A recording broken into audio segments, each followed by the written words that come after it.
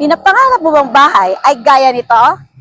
Na single attached, na provision for 3 bedrooms, 2 toilet and bath, at may space for car garage? Tara, house tour kita dito sa Imus, Cavite. Hi, I'm Manilin Garrido, your trusted and accredited real estate salesperson from Dream House CRP. Magandang araw mga Dream House, another house tour naman tayo dito sa Imus, Cavite, which is ipakilala ko pa sa inyo si Dana Model Unit na may lot area na 72 square meter while the floor area is 88 square meter. Tara guys, kung hindi naging interesado ka, let's start our house tour guys. So again guys, this is a complete turnover. So by the way, itong pinagtayuan ko, ito is space for car garage. For the actual turnover guys, so soon since napapansin nyo, naka-overhang na po yung balcony natin, pero with the actual turnover, hindi na po siya available. So ang available natin for the actual turnover, from here, yung space natin for the balcony, hanggang dito lang. So imagine, from dito space hanggang dyan, so ikakat mo lang siya, that's part of your balcony po. But same, ito yung space ng car garage mo, hindi naman po siya nagbabago. So again, now check natin yung sa loob.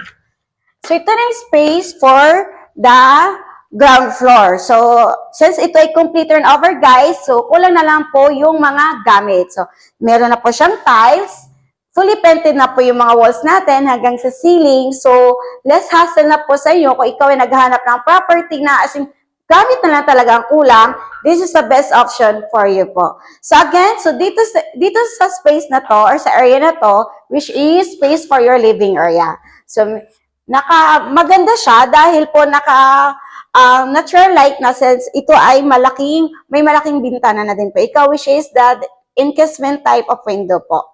Now, dito naman sa kitchen mo, so, spacious na din po yung kitchen mo. Pwede mo siya gayahin para at least may ideas ka paano mo siya i-upgrade. If ever gusto mo siya i-upgrade pa more para magdagdagan mo yung mga interior designs, pwede po yun siya.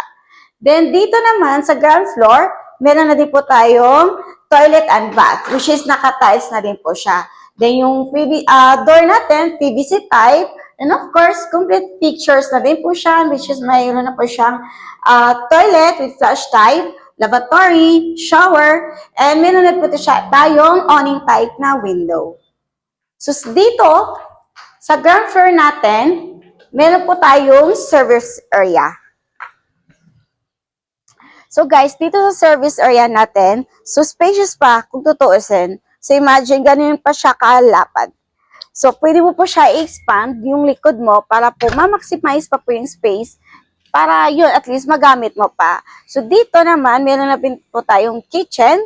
So naka-tiles na din po siya yung countertop, then upper turnover, and meron na din po siya ng pang faucet. Then stainless sink, then provided, ka na din po mag-provide ng modular cabinet dito. So since ito ay service area mo, connected to your lanay area hanggang sa car garage mo. And by the way guys, pakita ko lang po sa inyo, ito ay hanggang dito yung property mo as a basic, single attached as a basic type.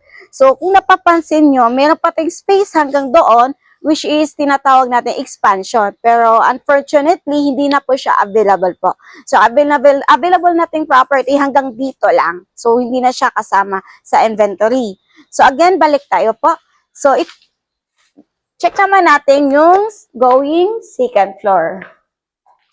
So dito sa second floor natin guys, since ito ay complete turnover, naka-vinyl planks type na po yung footstep, bakal na po yung hawakan natin, your steel railings natin.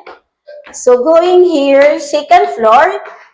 So dito sa second floor po, meron na po tayong 3 kwarto. So meron na po siyang partition since ito ay complete turnover, no less hassle na po sa inyo. So check natin the first bedroom. So first bedroom natin guys, so see, vinyl planks type yung floor, fully painted yung walls hanggang ceiling, and meron na dito tayong bintana as a steel casement window. So, like for example, like this, merong puno dito sa likod. So, very refreshing na pumapasok yung natural light and napaka-presko din ng feelings po. Then, of course, upon turnover, naka-ready na po yung mga outlets dito guys. Then, by the way, wooden type yung mga doors natin. Then, dito po, sa second bedroom, so same pa rin po siya. Naka-partition na din po yung mga kwarto. And by the way, guys, yung partition made natin is Hardiflex. If ever gusto nyo po siyang baguhin, since ito ay Hardiflex, pwede mo siya like i-improve pa or depende sa goal ng magiging property kung ilang kwarto pa ang gusto mo. So again, vinyl planks type, fully painted, and meron na rin po tayo dito bintana po. Then, check naman natin dito.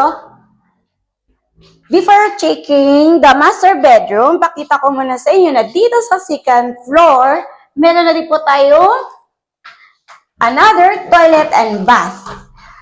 Which is complete fixtures. Meron po siyang bowl with flush type, lavatory. Then, may shower na po, may bintana na rin mo tayo, and naka-tiles na pong floor.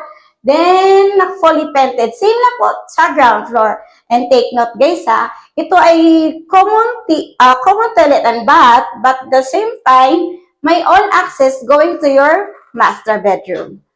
Now, check muna natin.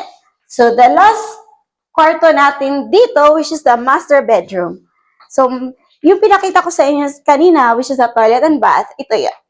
So, see, so, shareable, toilet and bath, sa master bedroom, to your another room po. Or, depende, kung gusto nyo, ikaw lang po yung access ng toilet and bath, pwede mo siya i-close para ikaw lang may access. Diba? See? So, ito yung master bedroom natin na spacious. And of course, meron na po siyang natural light since ito ay may malaking bintana, which is the steel casement window. Now, ang kagandahan dito guys, sa master bedroom, meron po tayong on access going to your balcony po. So, dito, kung napapansin nyo, spacious, di ba? Pero yun na nga, yung sinasabi ko po, hindi na po itong available ganitong type of turnover. So, since ang terrace lang po natin, like, dito, yan, from here hanggang dito, ito yung space na magiging terrace mo hanggang dyan, yan. Yan siya. So, going dito po. So, check lang natin, yan yung po ang part ng balcony mo since hindi na po to siya available. So, see guys, if ever, once ma-turn over to yung unit nyo to guys, pwede mo naman to siya i-expand going to paharap sa property mo para kahit papano ma-maximize po yung car garage mo. And if ever, pwede naman nyo po ito gayahin para kahit papano mako-covered mo yung car garage mo doon sa baba. See? Kasi since po up and turnover, hanggang dito lang pa yung available turnover yung terrace mo. So, itong part na to hindi na po siya available. So, yun na nga, pwede po siya gayahin para po kahit papano may covered yung car garage mo. Guys, itong property na to ay located lamang sa Imus, Cavite, just around 20 minutes going to Manila. At malapit lang to lahat sa lahat ng mga pangailangan nyo. At kung ikaw ay naging interesado itong property na to, tara, message mo na ako para ma-house tour ko kayo. Again, I'm Manilyn Garrido, your trusted and accredited real estate salesperson from Dream House Realty. See you soon. God bless!